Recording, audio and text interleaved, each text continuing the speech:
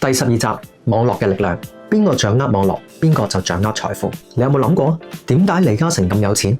唔係因為佢哋賣嘅嘢特別貴啊，而係因為全香港百佳、屈臣氏、港燈，甚至乎你住緊嘅樓，全部都係喺佢嘅網絡入面。富爸爸話：世界上最富有嘅人都係建立緊網絡，而普通人就淨係識搵工。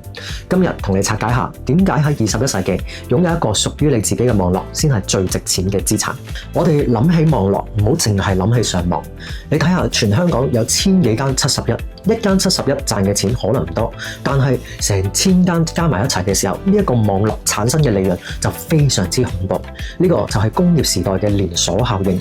而嚟到21世紀嘅資訊時代，最值錢嘅公司就好似 Uber 啦、Airbnb 啦，佢哋本身一架車、一間房都冇，佢哋只不過純粹係有一個連結人同人嘅資訊網絡。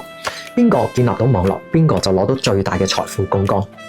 普通人以前想建立一個網絡，真係諗都唔使諗，因為你哋要賣地、開鋪、要請人，資金可能成千上萬。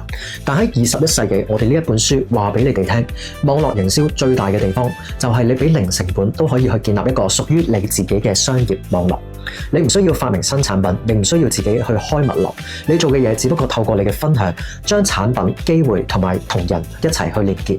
當你嘅網絡越建越大嘅時候，你嘅生意就好似滾雪球一樣，產生無窮無盡嘅槓桿力量。